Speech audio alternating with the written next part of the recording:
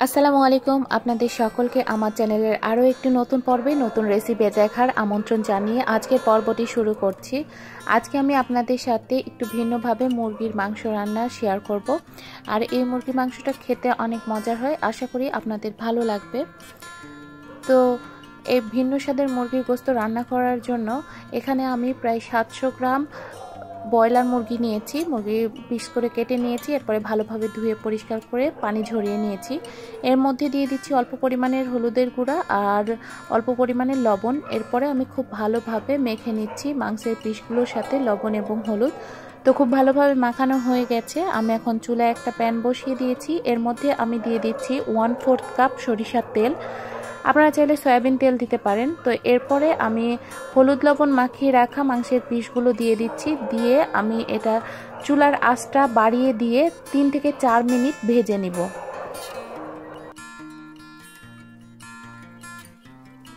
তো এক পাশটা ভাজা হয়ে গেছে, এখন আমি উল্টিয়ে দিচ্ছি। অপর পাশটাও আমি 3 থেকে 4 মিনিট ভেজে নিব। তো দেখুন আমার দুই পাশ খুব সুন্দরভাবে ভাজা হয়ে গেছে। আমি এখন মুরগির গোশতগুলোকে তুলে নিচ্ছি। তুলে নিয়ে আমি ওই তেলের ভিতরেই এখন আমি এর মধ্যে দিয়ে দিচ্ছি এলাচ, দারুচিনি, তেজপাতা। মশলাগুলো একটু ভেজে নিচ্ছি। ভেজে নিয়ে আমি এর মধ্যে দিয়ে দিচ্ছি 1/3 কাপ পেঁয়াজ কুচি। পেঁয়াজ কুচিটা দিয়ে হালকা ব্রাউন কালার করে ভেজে নিব।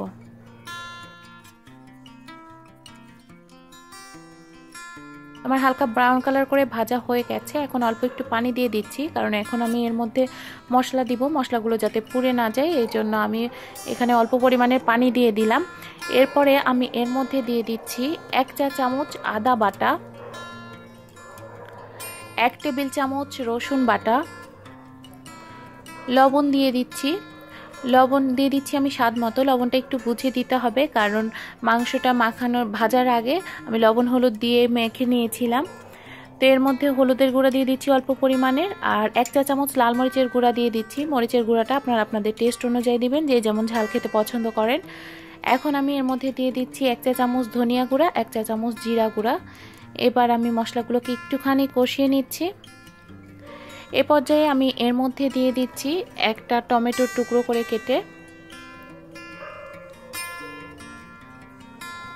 টমেটোটা দিয়ে এবার মশলাগুলো আমি খুব ভালোভাবে কষিয়ে নিব।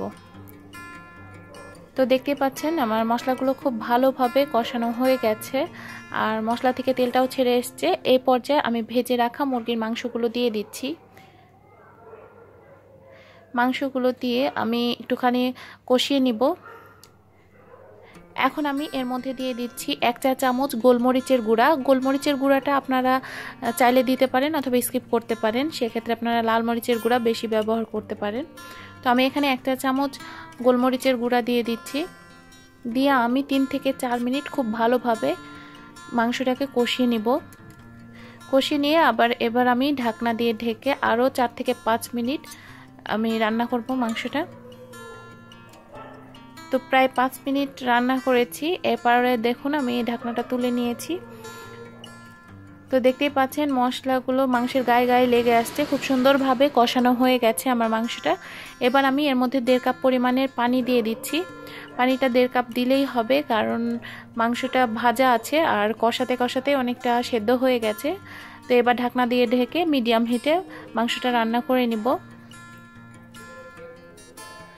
আমি ঢাকনাটা তুলে নিয়েছি। তো এই পর্যায়ে আমি এর মধ্যে দিয়ে দিচ্ছি 3-4টা চেরা কাঁচা মরিচ, 1/2 চা চামচ জিরা গুঁড়া, ভাজা জিরা গুঁড়া, আর দিয়ে দিচ্ছি 1/2 চা চামচ গরম মশলা গুঁড়া।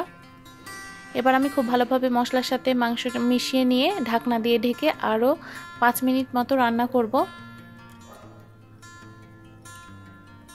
তো প্রায় 5 মিনিট রান্না করার পরে দেখুন গ্রেভিটা অনেকটা ঘন হয়ে গেছে, মাংসটাও খুব সুন্দরভাবে সেদ্ধ হয়ে গেছে। তো আমার মাংস রান্না হয়ে গেছে। এখন আমি ঢাকনা দিয়ে ঢেকে দিব আর চুলাটা বন্ধ করে দিব।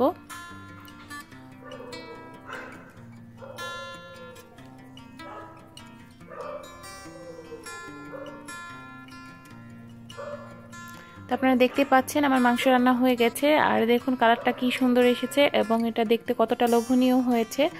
তো আশা করি এভাবে রান্না করলে আপনাদের আমার এই রেসিপিটি ভালো লাগবে। ভালো লাগলে লাইক, শেয়ার, কমেন্ট করতে ভুলবেন না। সবাই ভালো থাকবেন। ফিরে আসবো নতুন আরও একটি রেসিপি নিয়ে। আল্লাহ হাফেজ।